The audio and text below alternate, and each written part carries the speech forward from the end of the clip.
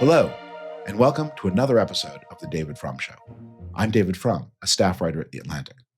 My guest this week will be Congressman Ritchie Torres, who represents the South Bronx in the United States House of Representatives. It's such a pleasure and an honor to welcome Congressman Torres to this program. We'll be discussing the contest, the struggle between Democratic centrists and Democratic progressives in New York City, state, and federal politics. And we'll talk as well about his vision for the future and direction of American politics and his beliefs and principles as he's become one of the most important voices in the United States Congress. I want to begin with a few preliminary remarks about a new Trump administration attack on press freedom and press integrity. The Wall Street Journal recently released an important story on the personal connections between Donald Trump, the private citizen, as he then was, and Jeffrey Epstein, the disgraced financier and sex trafficker who died in 2019. President Trump, as he now is, responded to the story by filing a massive lawsuit against the Wall Street Journal, one of many lawsuits in a long series that Donald Trump has brought against press institutions. Now, a private citizen who feels himself or herself ill-used by the press, of course, has a right to sue for defamation. These suits usually don't go very far. It's difficult to win a defamation suit in the United States, and people usually, while they may file them or threaten to file them, they usually don't proceed. For one thing, they bump into the threat of discovery, where the news organization will be able to say, well, since you're suing us, we get to ask some questions of you. And the person suing often doesn't want to answer those questions. And that's where the whole thing tends to break down. But President Trump has approached these lawsuits in a very different way. The president of the United States under Donald Trump, the presidency, has become a very different kind of institution from what it ever was before. It has acquired large new immunity from criminal prosecution. The Supreme Court of the United States has made it much more difficult than it ever was to hold a president to account for criminal actions committed by that president or alleged criminal actions committed by the president. The court has carved out zones of immunity in which the president simply cannot be questioned or challenged about criminal activity. Meanwhile, Donald Trump while he has all those august powers of the presidency, he's using the powers of a private citizen to sue in ways that are augmented by the powers of the presidency. The suits that Donald Trump has brought against ABC News and CBS News were suits he almost certainly was not going to win. The CBS lawsuit was particularly feeble. It was a lawsuit where he said he didn't like the way 60 Minutes had edited an interview with Vice President Kamala Harris, and he was invoking a Texas consumer protection statute to attack the way that CBS had edited this interview.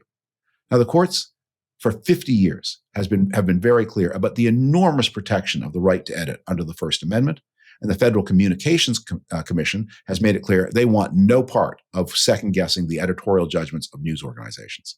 This lawsuit would not go anywhere. It's almost guaranteed not to go anywhere. But CBS and ABC have corporate parents, and those corporate parents have a lot of business before the federal government. In the CBS case, the business was especially urgent.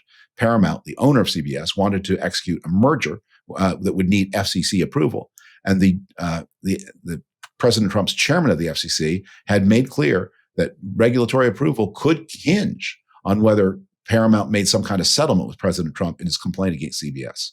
So President Trump used his regulatory powers over parent corporations to squeeze settlements out of ABC and CBS.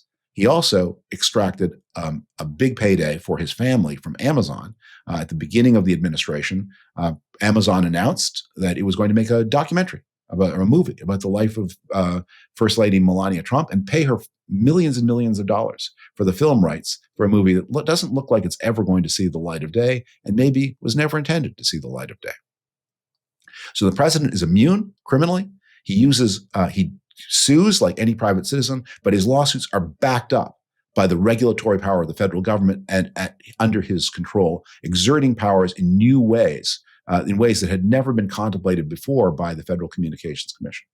Now, President Trump is using the same maneuver against the Wall Street Journal. Shortly before the story appeared, Vice President Vance made a special trip to visit the Murdoch family and presumably or apparently to plead the case against the story. So that was another form of pressure. So far, the Wall Street Journal has resisted, but how long they will resist is unclear because the parent corporation behind the Wall Street Journal also has a lot of business before the federal government. And of course, the Murdoch family that owns the parent corporation and President Trump have deep other causes. So what we're witnessing here is an attempt to use federal power by a criminally immune president to snuff out discussion of things that bear on that president's potential criminal liability or potential civil liability.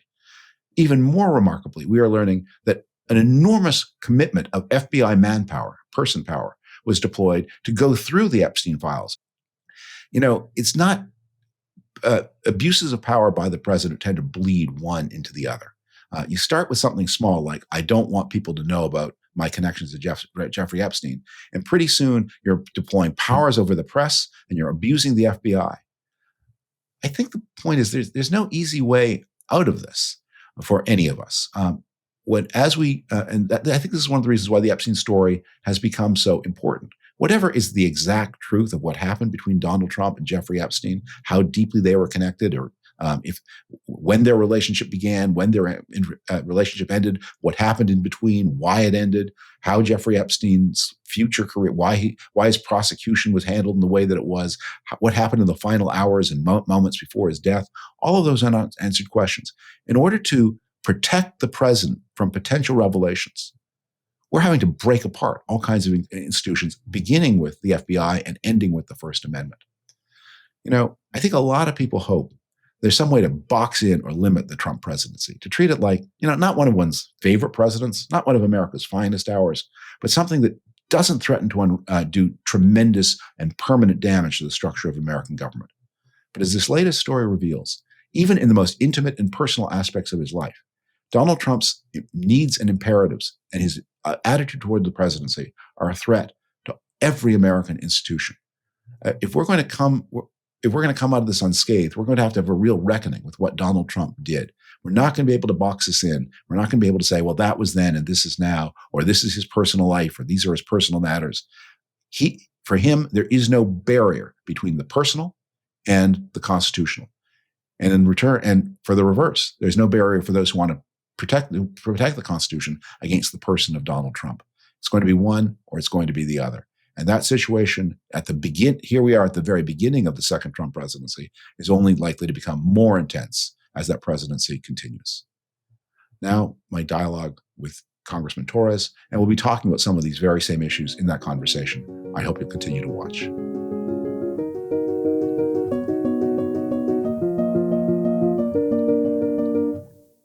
U.S. Representative Ritchie Torres is a native of the Bronx, New York.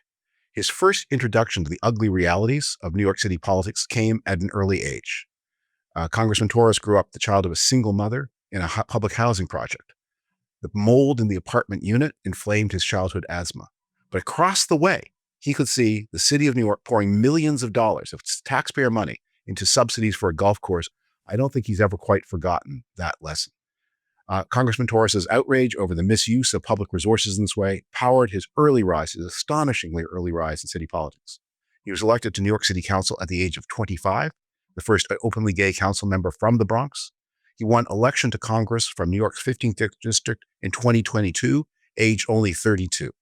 The 15th is one of the nation's poorest districts, and Representative Torres has worked hard on the bread and butter issues that matter most to his constituents, becoming a leading voice for the democratic, pragmatic urban center against the extremes of far left and far right. A champion of civil liberties in every form, Torres has become one of Congress's most effective and untiring voices against anti-Semitism and the defamation of the state of Israel. At a time when Democrats are questioning their future, Congressman Torres has offered one of the most fearless and forcefully argued visions of a way forward. So I'm very pleased and grateful to welcome Congressman Torres to the David Frum Show. Thank you for joining us. Always a pleasure to be here. I want to ask you about something I've heard you say in a number of your interviews, where you say the Democratic center has acquired this passive personality. The Democratic far left feels it can say whatever it likes. The Democratic center retires and reserves. It reminds me in some ways of what happened in the Republican Party, my party, during the Tea Party uprising, when Republican moderates just yielded the floor. What is going on? Why? Is it a personality issue? Is it an ideological issue? Why is the center so retiring?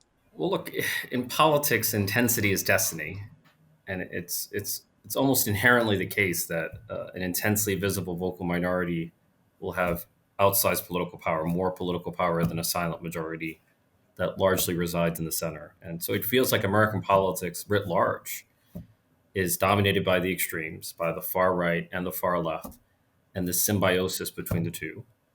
And there's a sense in which the far left is a reaction. The modern far left, the new left, is a reaction to Donald Trump. I would submit to you that there would be no modern far left without the election of Donald Trump in 2016. It's Newton's laws of physics at work. Every action produces an equal and opposite reaction. And it feels like American politics is largely driven by the endless feedback loop between the two extremes in American politics. Yeah. Well, let me draw an analogy to the Republican Party politics that I know best. I remember I worked a long time ago for President George W. Bush, and there was a big bill coming up, and there was an important Republican vote that President Bush needed.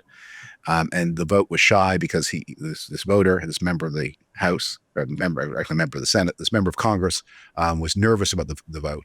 And President Bush asked, "What do you need from me to win your vote? What can I? Give me a request, give me an ask, something I can say yes to. Is there anything I can do to give you a member to get your vote?" And the senator said, "Yes, I need you to make sure that there are 70 votes in favor of this proposition." In other words, he didn't care what the bill said, so long as he could be a member of a herd. I sometimes wonder whether is it that these people are moderates or they're just fearful?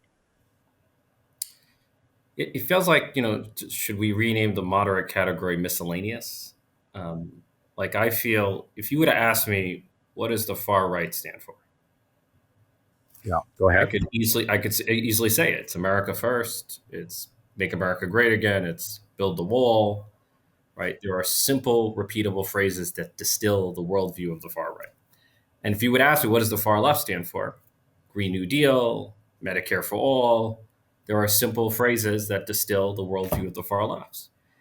I could not tell you what the center stands for. Like, if you were to speak to 100 center left Democrats, you would get 100 different responses about what the center left stands for. And I see that lack of clarity of communication as a real challenge for the party. Just like the Democratic Party cannot simply stand against Donald Trump, we have to stand for something. The center left cannot simply stand against the far left, it has to stand for something. And if the best the center left has to offer is Andrew Cuomo and Eric Adams, then that's a challenge that we're going to have trouble connecting with the next generation of voters. Well, a great student of the politics of New York, Fred Siegel, wrote a book about Rudy Giuliani before his tragic later years, and in which he said that the secret of Rudy Giuliani's success during the period when he was successful was that he was an immoderate centrist. That is, he had centrist politics, but not a moderate personality at all, not even then. And he was forceful. He was certain. He drove his points home. He was not afraid. Is that the solution? Immoderate centrism? I thought Giuliani was a vicious person, so there is something to be said for decency, and I have profound differences of opinion with a candidate like Zoran Mamdani, but I'm able to separate, my appreciation for his skill for my disagreements with his politics. Not everyone can make that emotional separation, but I can. And I have to say, I was impressed with the manner in which he ran his campaign. And, I saw him campaign in the Northeast Bronx a few weeks ago, and he was endlessly smiling. He was visibly enjoying the act of campaigning, the act of interacting with people. And I feel like we can all learn from that. Like, we should all project the joy of public service, the joy of campaigning. Like, I prefer that to the viciousness and nastiness of, Rudy Giuliani in the 1990s. Well, look, I mean, politics, like every occupation, has things you have to do and things you do less. And I often do see people in politics and think, why didn't you choose like accountancy? I mean, you love numbers, you hate people. Why did you choose this line of work? There are a lot of things you can do with your one and only life. So, I mean, politics is for people who like going into a room full of total strangers and grabbing hands and introducing themselves and making friends fast. And if you don't like that work, there are a lot of other useful, valuable things you can do with your time on this earth. Look, for me, loving public service and loving people go in hand, and you cannot have one without the other. Look, there are moments when we might be in a foul mood and we have stressful moments, but it's important to project at every moment the joy of public service, because it is truly an honor to be a public servant in the greatest country on earth. I represent 800,000 people, right? I get to vote on behalf of and speak on behalf of 800,000 people.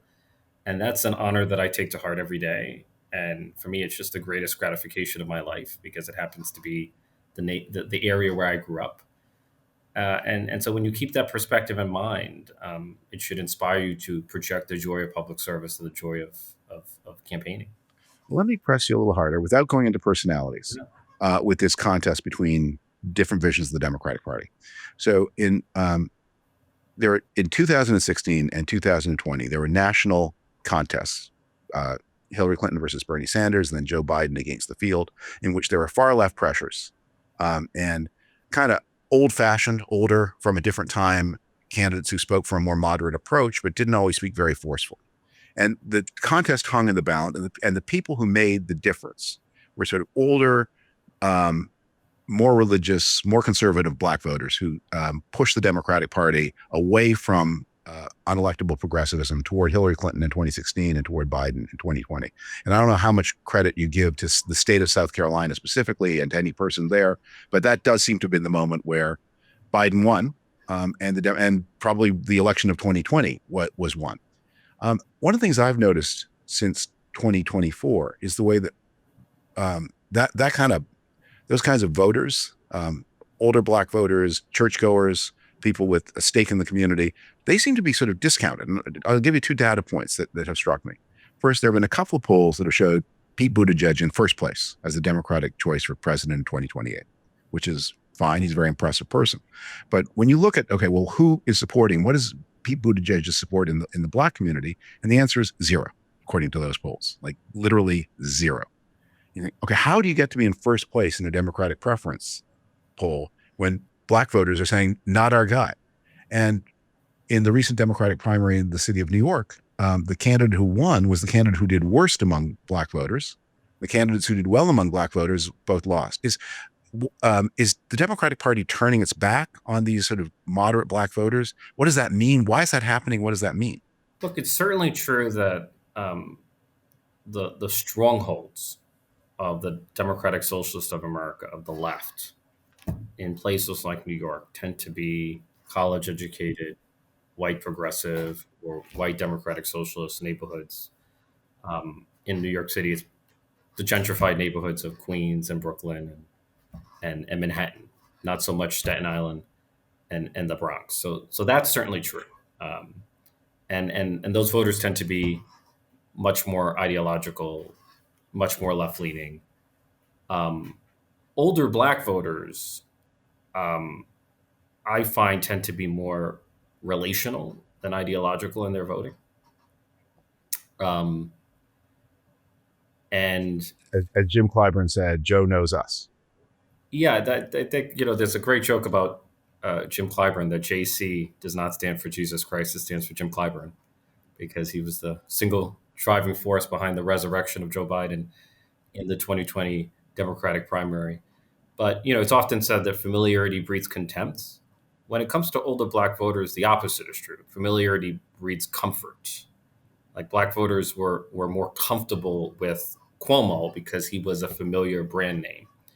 But I would not mistake a preference for a familiar brand name like Andrew Cuomo for opposition to Mamdani. As Mamdani becomes more familiar in Democratic circles, he certainly is in a position to build support within the African American community. But there is a generational divide. Older African Americans tend to gravitate toward more familiar brand names like Cuomo. Younger African Americans may be more left-leaning and ideological in their politics. So there is a generational divide unfolding within the Democratic Party. But is there something going on between these ideological, highly educated voters you mentioned and everybody else? So there was this great upsurge of protests in 2020 centered in Black America, where it sounded like Black Americans, as a non-Black American, it sounded to me like they were saying, what we want is fair and respectful policing. And a lot of the people who joined up for this movement, who were from different communities, who are highly educated, said, right, what you mean is you want no policing at all. And the people at the center were saying, no, we want fair and respectful policing, but we actually would like if it is fair and respectful, more of it, not less. And there was this conflict, and this is one of the things that in the New York primary, that was I think one of the big issues between people who said we want more policing, we want it fair and respectful, but we want more, and those who said, right, what you mean is you want less, and we know better, and we're telling you. I mean, there are a few. Look, I'm one of the leading critics of the DSA, and my frustration with the DSA is the lack of self-awareness. There seems to be no acknowledgement that democratic socialists are different from most of the country, including most democratic working class people of color in places like the Bronx. And I wish there were, you're entitled to believe whatever you wish, but you should not pretend that your beliefs are orthodoxy or the mainstream in America. I remember when I would ride the subway as a kid, I would often come across a quote that read, "Never mistake your field of vision for the world." And I feel like the DSA often mistakes its field of vision for the world, and it often speaks for people of color without actually speaking to them. Because if you spoke to people of color in places like the Bronx, you would realize there was never popular support for movements like defund the police, and that there were widespread concerns about the destabilizing impact of the migrant crisis on cities like New York. And so there is a lack of ideological self-awareness on the part of the DSA. The DSA is entitled to have whatever beliefs it wishes, but those beliefs are different from those not only of most Americans, but most Democrats. Now, the one issue where every Democrat is aligned is the concern about the affordability crisis. And the genius of the Mamdani campaign lies in focusing like a laser on the affordability crisis, because it is truly the issue that has the most resonance with most voters. Not everyone agrees on the solution, but everyone agrees in the Democratic Party and even beyond that it's become the central challenge confronting the city and the country. Well, I'm not sure you're entitled to say suppose I say this.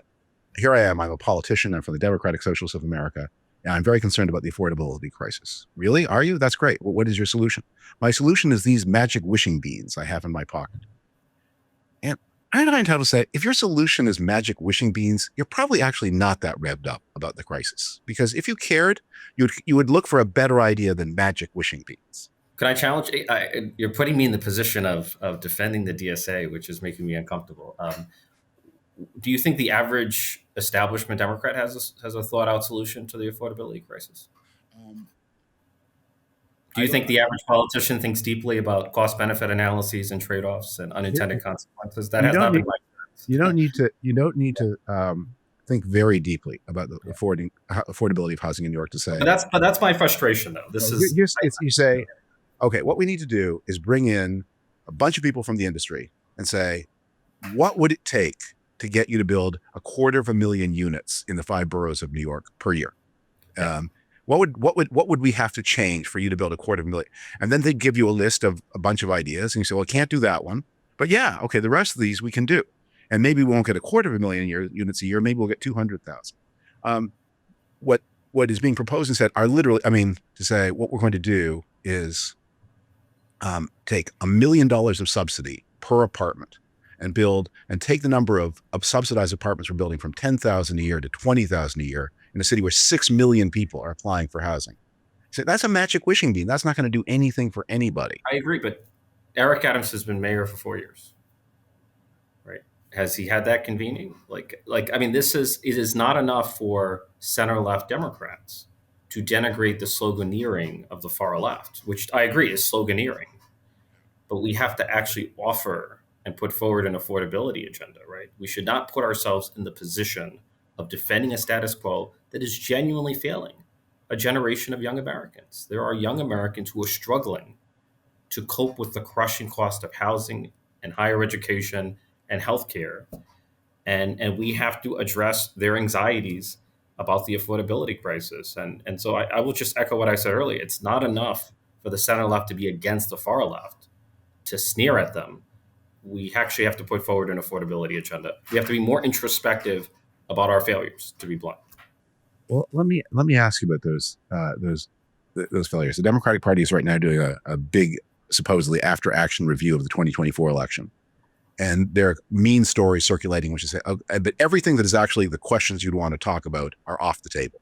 We're not going to talk about Biden staying in the race, arguably too long. We're not going to talk about having or not having a primary to replace him. We're going to talk about everything else.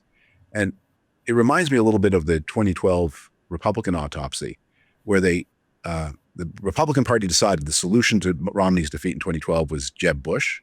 And so I got a team of 6 people, 4 of whom had tight connections to Jeb Bush, to write a report saying, what do we need? And they wrote a report that took 80 pages to say, what we need is Jeb Bush. And that turned out actually not to be the correct answer. But it was very much the product of an in-group. And it looks like the Democratic Party is doing the same thing. Look, I feel like we should acknowledge that we screwed up and then move on.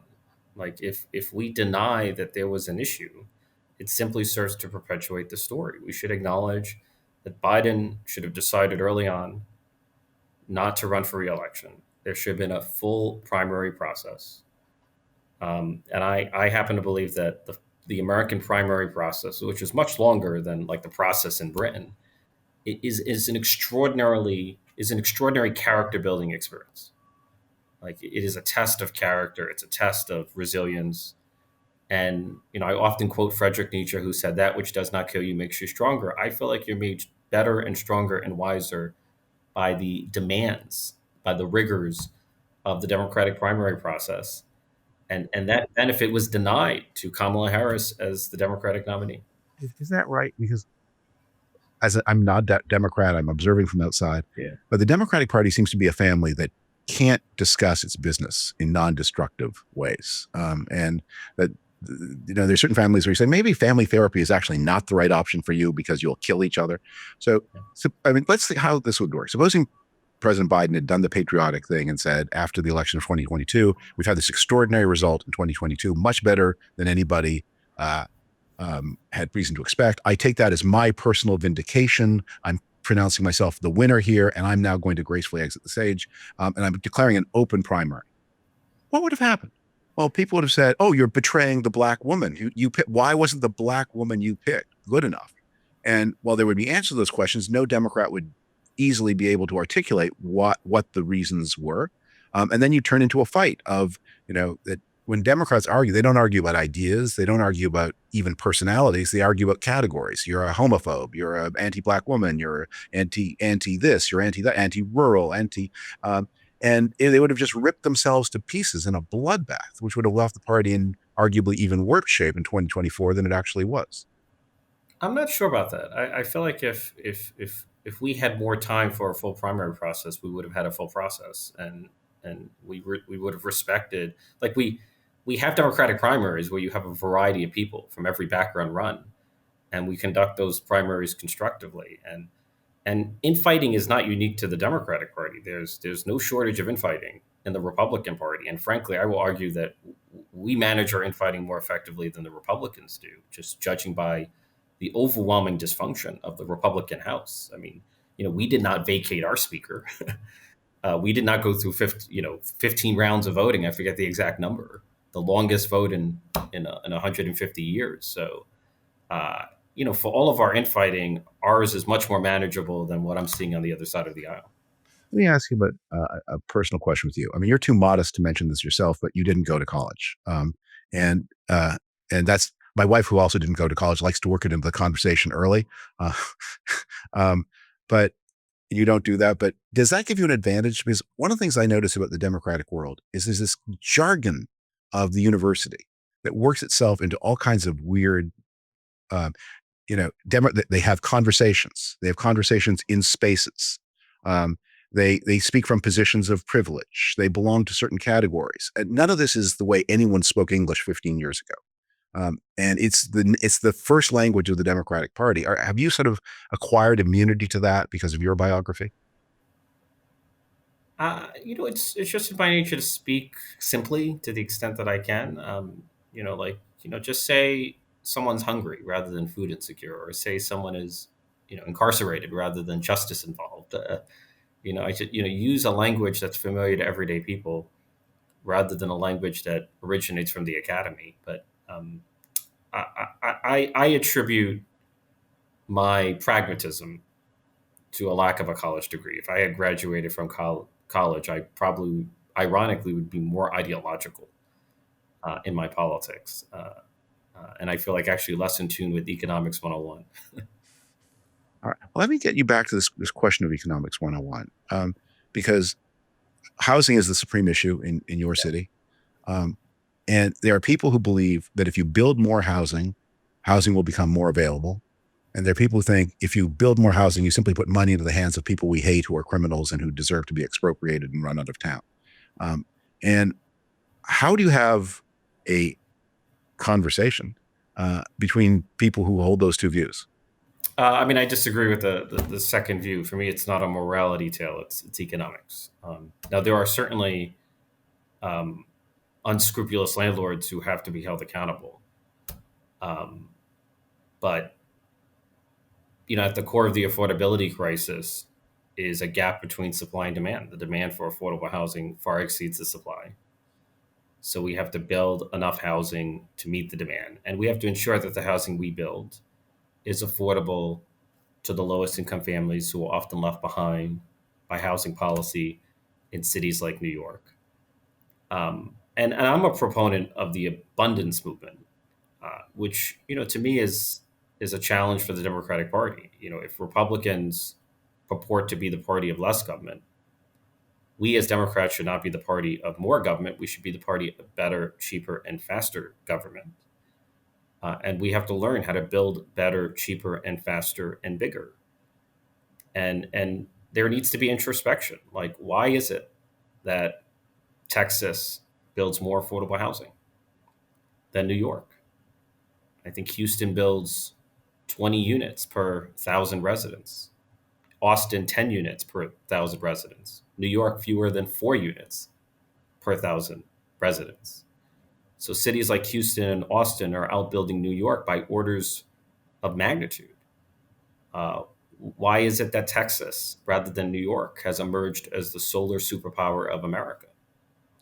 Like, one of the cruel ironies of our time is that it's easier to build clean energy infrastructure in the states that deny climate change than it is in the states that consider it an emergency. So I feel like the abundance movement is a challenge, is an invitation for Democrats to fundamentally reimagine what it means to govern progressively. And and progressive governance should be defined by actual progress. It should be defined not by more spending, but by more supply. What matters in the end is not only more housing spending. I'm in favor of more housing spending, but also expanding the actual supply of housing so that more people have access to homes. There's a classic novel about American urban politics called The Last Hurrah. And in The Last Hurrah, a young man is being groomed to run for mayor of Boston. And he's given introductions to this aspect of city politics and this aspect of city politics. And then finally, his coaches say to him, now we come to the most important part, foreign policy. And he's, foreign policy? Well, why do I need any foreign policy to be mayor of Boston? He says, don't worry, it's not that difficult. You just need to remember 2 sentences. Trieste belongs to Italy and all Ireland shall be free. That's it. And there seems to be something like that going on in New York, where one of the flashpoints between you and the Democratic Socialists of America is Gaza, which is not one of the 5 boroughs, and is not only the flashpoint, but almost like Trieste and Ireland, the only one. This is a world full of complicated, harrowing problems that Americans won't even read about, let alone develop an opinion about. But here's this one flashpoint. Do you ever find there's something kind of arbitrary and bizarre about the way that foreign policy doesn't touch the politics of New York City? Yes and no.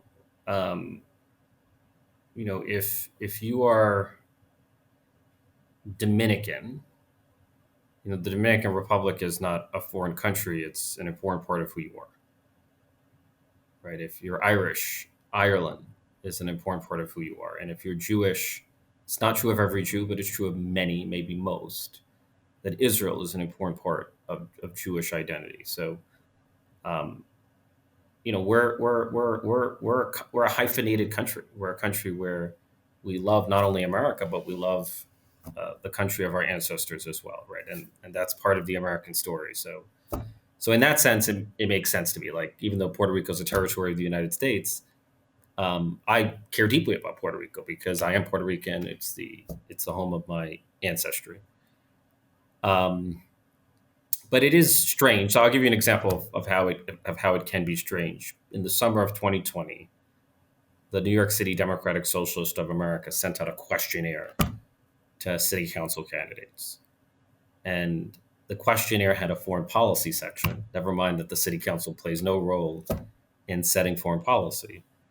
And the foreign policy section only had two questions. Question number one: do you pledge never to travel to Israel if elected to the city council?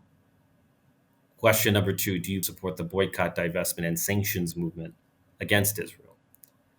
So, in the democratic socialist worldview, it is morally permissible to travel to China, which has committed genocide against Uyghur Muslims, to travel to Russia, which invaded a sovereign nation state like Ukraine, to travel to Iran, which is the leading state sponsor of terrorism. But travel to the world's only Jewish state, that is strictly forbidden. And that to me is an example of how anti Zionism can morph into a form of anti Semitism. It is the two-part questions is an example of how nothing has changed since. I listened to those two questions and said, Trieste not there anymore. What happened to that? Well, I think we've seen a radicalization of progressive politics on the subject of Israel, right? I mean, progressive politics went from embracing a two-state solution to embracing a one-state solution, free Palestine from the river to the sea. It went from opposing only offensive aid to Israel to now opposing both defensive and offensive aid to Israel. Right? It has become heresy to even support Iron Dome, which exists to protect Israelis and Israeli Jews and Arabs from acts of terror, from relentless rocket fire. And before October 7th, a powerful case could be made that Iron Dome was an effective mechanism for de-escalating the Israeli-Palestinian conflict. Do you think the tendency to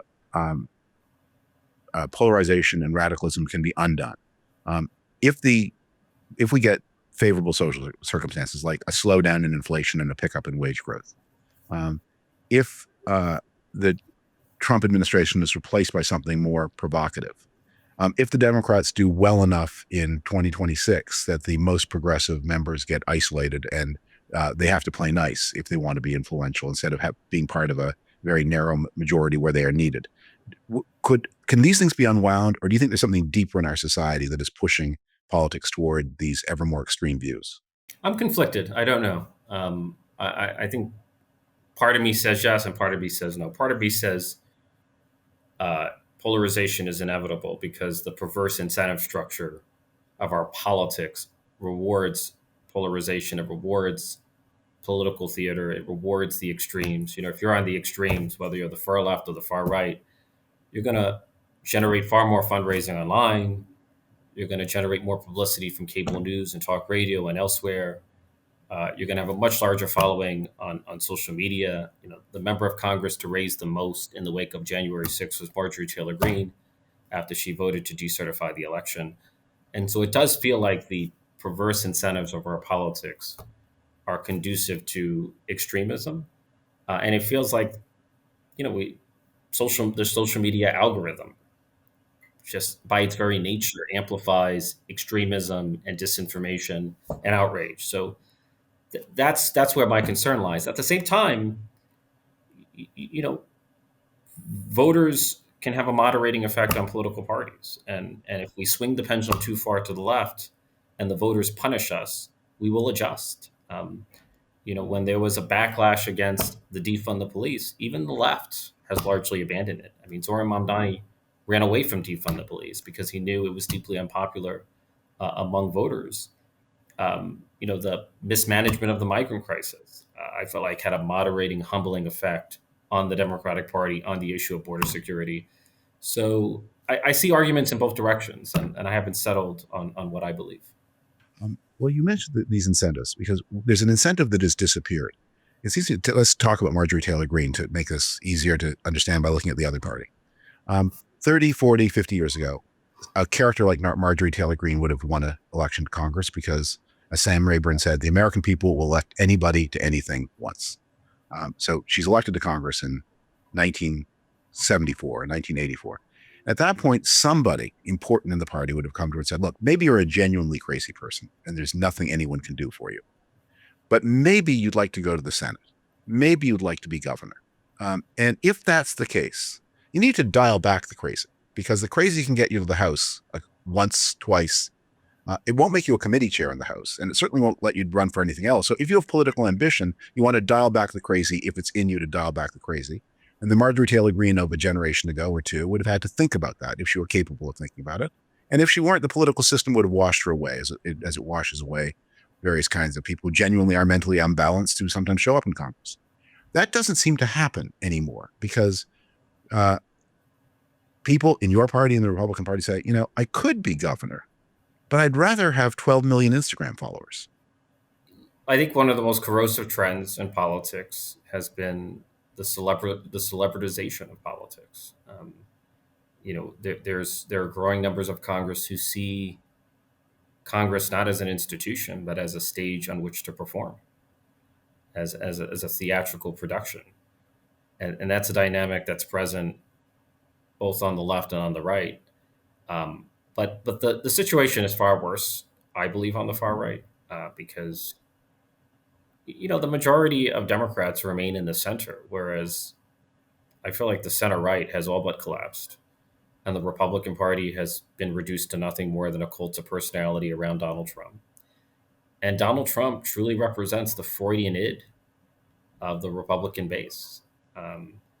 And he has created an atmosphere in which conspiratorial politics can thrive. And we're seeing it with the on the campaign trail. He spent much of his time stoking the fires of the Jeffrey Epstein conspiracy, and now those fires are threatening to devour his own administration. So he's being hoisted by his own petard. Yeah. There is something so weird about that story. Like, did the people around Trump who made it the central issue in their politics not understand or know that if you go to the very heart of the labyrinth here, the person you're going to find is Donald Trump. I sometimes wonder whether Donald Trump Jr. it was like one of the leading voices on this question. I kind of wonder if there's something Oedipal going on, that at some level he knew this is the story. If I am excited about it in 21, 22, I look like a super Trump loyalist, but actually I know at some deep level that I'm destroying my father, whom I hate because he doesn't respect me. There's something complicated going on there, I wonder? Look, I have no insight into the psyche of the Trump family, but here's what I find strange. MAGA is like a religion that sees Donald Trump as the chosen one, right? Donald Trump was chosen to release the Epstein files as a form of revelation and destroy the deep state and drain the swamp. But there's a simple problem with the narrative of Donald Trump as the savior, is how can you drain the swamp when you are part of the swamp? Like, there is literally no one in Washington, D.C.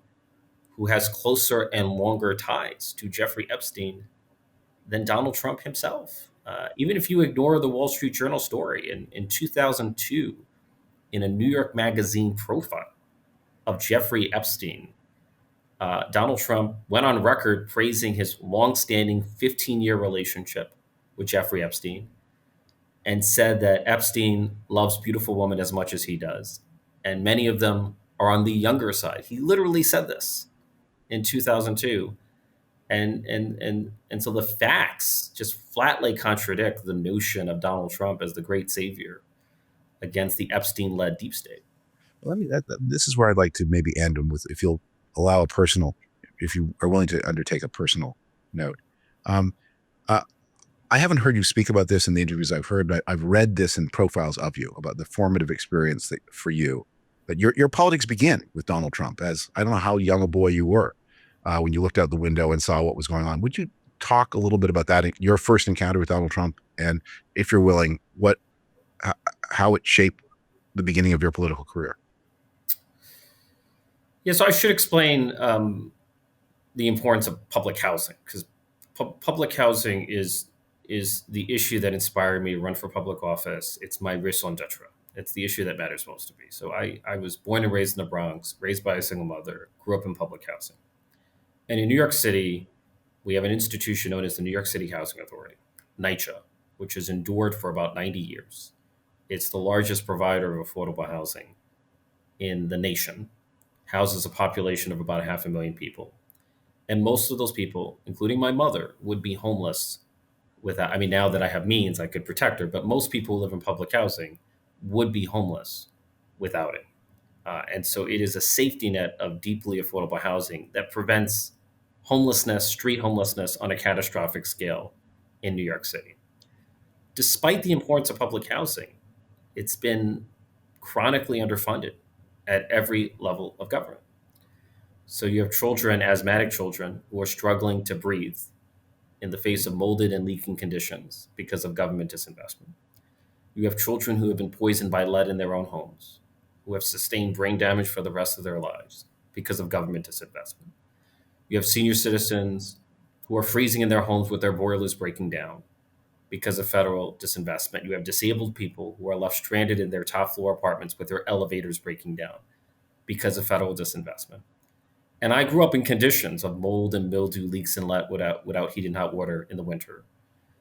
And so I felt that these conditions that I lived and that I saw represent a humanitarian crisis that were overlooked by government.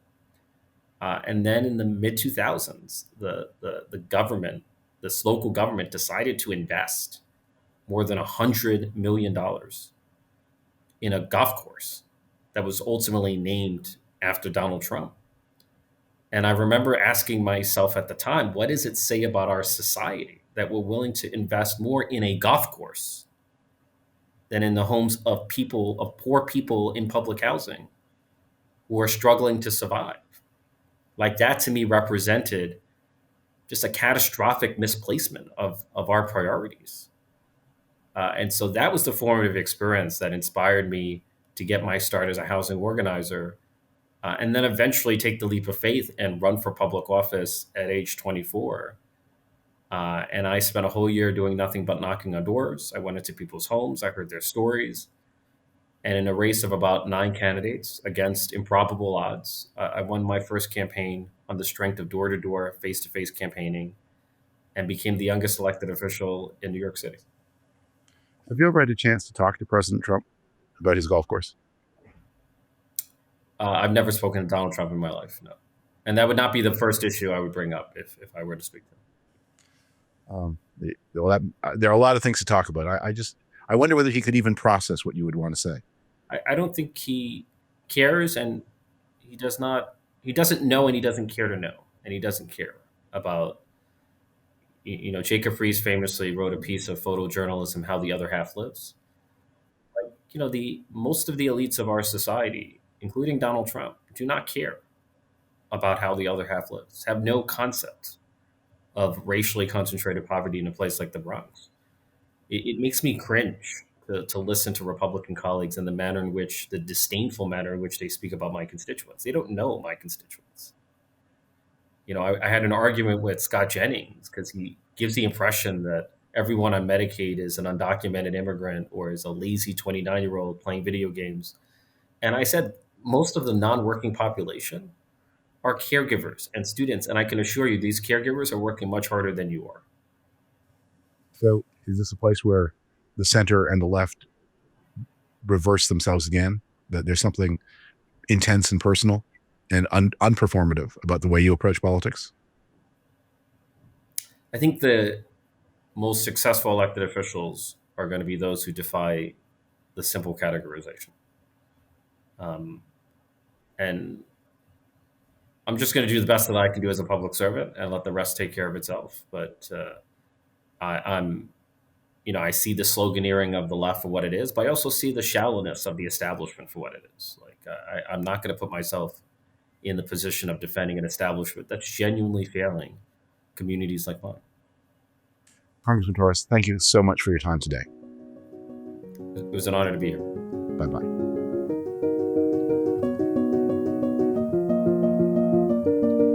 I thank Congressman Torres for joining the David Frum Show today. Thank you all for watching.